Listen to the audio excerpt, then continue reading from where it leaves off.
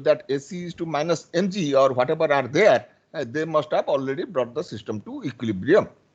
That's why we do not consider anything which is not a time varying force, which is not a control input. So gravity is not a control input. Air pressure, suppose some air pressure is acting on a pressure on some piston. So that is not a control variable. So anything that is not a control variable that you don't have any control over, that is omitted. Under that, you will assume system has come to equilibrium. Sir, so this will affect the U matrix also, right? Yes, it will affect if you or somehow or other suppose G is controllable in some kind of environment. Let's say you are doing some experiment on zero gravity, some kind of space exploration experiment. Then that U matrix will contain that mg, but transfer function will be another extra transfer function will come from mg to that your output, but the original transfer function will not be affected. Even if you put that mg, it will not appear in transfer function. It will neither appear in forward path, it will not appear in loops. So if you are omitting that constant force from the U matrix, so the B matrix will also change accordingly. Yes, yes. If you put that, let's say you put that mg, where mg is a control variable, let's say. So what will happen? You will get another transfer function. You will get another transfer function. The other transfer function will not be affected. The other transfer function, there will be no change. Let's say you have already one input and mg, two inputs. So you see that multiplication Si minus A inverse has got nothing to do with that. C matrix has got nothing to do with that. You will have a second column. Yes, a second column in the B matrix. That's it. You will have a second column in B matrix. So your multiply, when you multiply that C times Si inverse B, you will get two transfer functions. One will be what you are already getting, neglecting mg. Another one will be with mg as a source to the same output. So that is the second transfer function. So we can get the same transfer function from the signal flow graph, right? Like considering Yes. minus mg as a source, we Yes. can again apply the loop gains. And Yes. That will have a separate forward path. Yes, sir. Okay, loops will be same, separate forward path. So you will get two transfer functions, right? But one is not control input, so you will consider the one whatever is control input.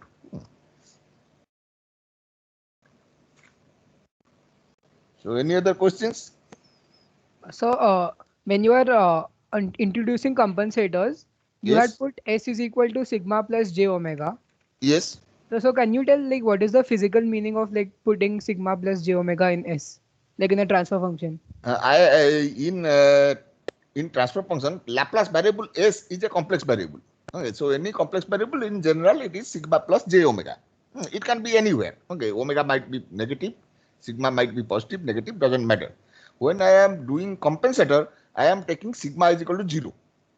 For filter analysis. For filter analysis, I have taken sigma is equal to 0 because for a filter, I cannot provide a signal with some sigma that will be decaying. That if I provide with let's say negative sigma, it will decay. If I provide with positive sigma, it will increase. So that sigma part will not affect the performance of the filter. That sigma part will go as it is. Suppose you have some a e to the power sigma plus j omega. Okay, so what will happen? A e to the power sigma t, that becomes another new a, some new a, new amplitude which is decaying or increasing with time. All right, and that e to the power j omega t will become sine and cos. So our filter will work on that e to the power j omega t part. So it will filter that e to the power j omega t part and give some frequency outputs. It will maybe take out some frequencies will remain. And then that will be multiplied with whatever gain we are getting, transfer functions magnitude, times a e to the power sigma t. If a e to the power sigma t is increasing, it will increase. If it is decreasing, it will decrease. Right. So that becomes a time modulated amplitude. Filter will not act on the amplitude. Filter will give you a gain. So gain will be multiplied with whatever input amplitude is there, and a phase. Okay. So if you are giving sine omega t, output will be another sum of sine omega t's. Okay, some omegas will be removed. Okay, and other omegas will be retained in the output. All right. Yes, sir. So e to the power that sigma term is a decay or increase. Okay, it is exponential. It might be exponential decay or exponential increase of the amplitude. So, but like we define transfer function as like output by input, right? So the Yes. output will be transfer function into the input. So like why are we Output substitute? Laplace transform. Laplace transform of output is transfer Yes, sir. function into input. Huh? Yes, sir. So then why are we define like putting S as the input? Like we should. S as input. Where is S as input? So you said like S is sigma plus j omega, that we are treating it as input. So S is sigma plus j omega. Okay. My input is not S. My A e to the power some sigma plus j omega t, that is e to the power some general this thing. So my input is either a sine wave with sine or cos wave. Okay, any signal can be broken into sine or cos waves, we understand. Okay, if it is analytic. So some sum of sine and cos waves with a amplitude which might be time varying. All right, that is my input signal. Now we have a transfer function for that filter. In that filter, some transfer function is there.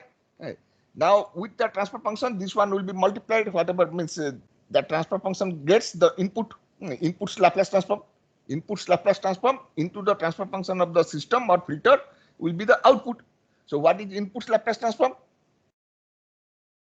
Input's Laplace transform will be, if it is e to the power sigma plus j omega t, then input's Laplace transform will be 1 by s square plus omega square, whatever is for sine wave, or 1 by s square plus omega square. But if you have that decay part sigma, then it will be s plus sigma square. S plus sigma square plus omega square. Denominator will change to s plus sigma square plus omega square. That's it. Okay. So that is that we can break down again. Okay, to decaying, that is the decaying input signal. So whatever input signal you give, that's transfer function into the filter transfer function will give you the output transfer function. Okay. Yes, sir. Yes, sir.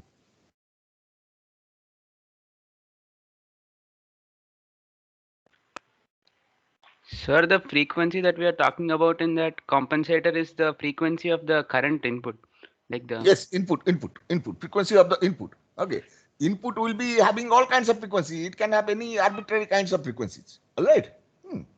So it might be any signal which has many frequency components.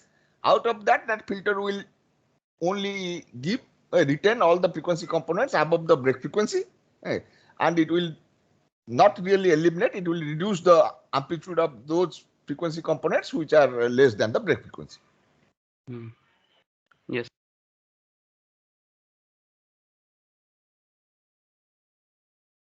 Yes. Any other questions?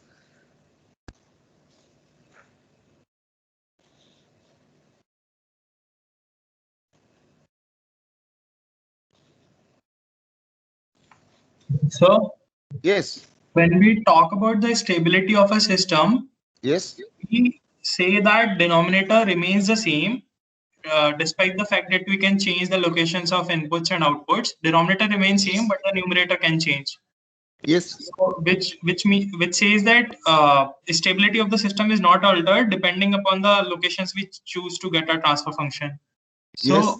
Can we say that between any two nodes, let's say if I'm making a signal flow graph, then between any two nodes, if I calculate a transfer function and if the system is stable, then between these two nodes also the system will be stable. Yes. It doesn't depend on where you put your input, where you put your output. Denominator is same. If the system is unstable, it is unstable for all transfer functions. If it is stable for all transfer functions. Okay, Sir, that is open loop system. Open loop system. All right. Okay, this is only for open loop system. Yes. Now, when you feed it back, you have, let's say, constant proportional gain. Then we get kgs by 1 plus kgs or gs by 1 plus kgs. Both are same thing. Denominator will be same. let's say GS is NS by DS. Let's say GS is NS by DS. Then what will be the denominator of the closed loop transfer function? It will be KNS plus DS. Yes. Right? KNS plus DS. Now our open loop transfer functions poles where roots of DS is equal to 0. Now we have KNS plus DS is equal to 0. So for different values of K, the denominator of the closed loop system has changed. So now this closed loop system for different values of K, it may become stable, it may become unstable. All right. So suppose if I'm calculating stability for input output, so let's say if in between there is some transfer function which has in denominator s minus a, which is unstable if you look at it, and Yes. other component has numerator s minus a. So s minus a essentially cancels out, but the denominator term of whole transfer function is stable. So Yes. in that case, if I took transfer function between 2 points, then it should be unstable, right? Because it has s minus a in denominator. Yes, that is that pole zero cancellation. That is called pole zero cancellation. Okay. So that is a very special case, pole zero cancellation. It can happen, but see, the denominator originally has come like s minus a, but somehow or other that for that specific case a numerator has come as s minus a. Okay. That is a very specific case. It may not come in all cases. All right. So that s minus a cancels out the denominator. Then the system is actually stable, provided there is no noise. Provided there is no noise. Okay, with a pole zero cancellation, with slight noise in the system or slight error in estimating the parameters of system, you can get instability. All right. See, yes, what is happening is in our model, we are getting system parameters, all system parameters are involved. All right. So under special cases, special circumstances, suppose you choose parameters in such a way that, let's say some multiplication of k into m is equal to 1, somehow or other, k into m is equal to 1, you have chosen parameters in some specific way that some numerator and some denominator cancel out. That can happen, but that is under specific situations. Those are special cases. Usually they do not cancel. So what output will I get if I measure the signal directly after that component which has s minus a in denominator, but essentially cancels out with the other component's transfer function? Okay, so you have put, let's say, some kind of a filter with s minus a as a denominator, then another one. Okay, you will get there. See, what happens is this s minus a will give a unstable output. All right. Okay, but it depends on what is your input. What is your input to that? Okay. Now, if the input is exponentially decaying, because if suppose whole system is stable, whole system combined is stable. If input is exponentially decaying and this transfer function is giving an exponentially increasing output, it may so turn out that you have a constant or stable overall decaying solution at the middle node. Okay, input is a feedback term. Okay, sir. Okay, so that's how you will design it. Right.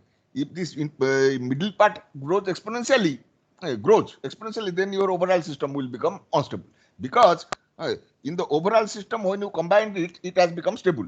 So essentially that means this intermediate node, okay, there also it should be decaying.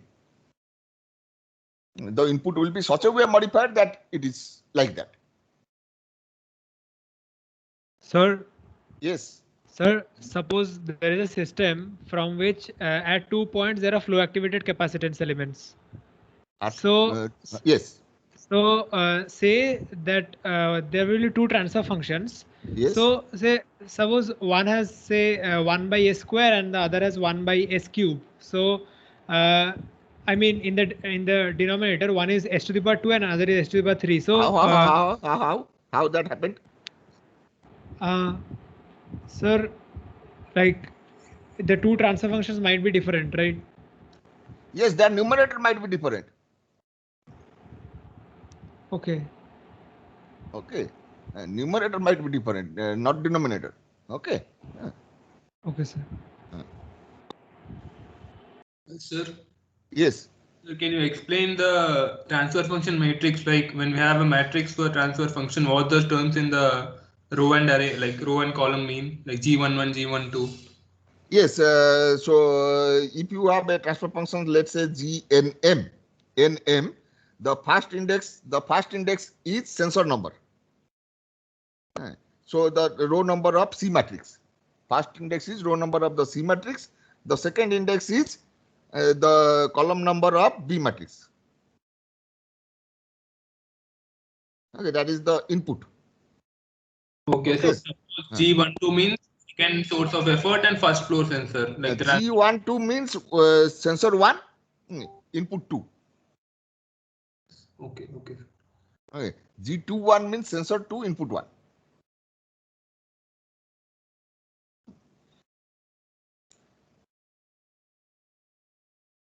Okay. Anything else?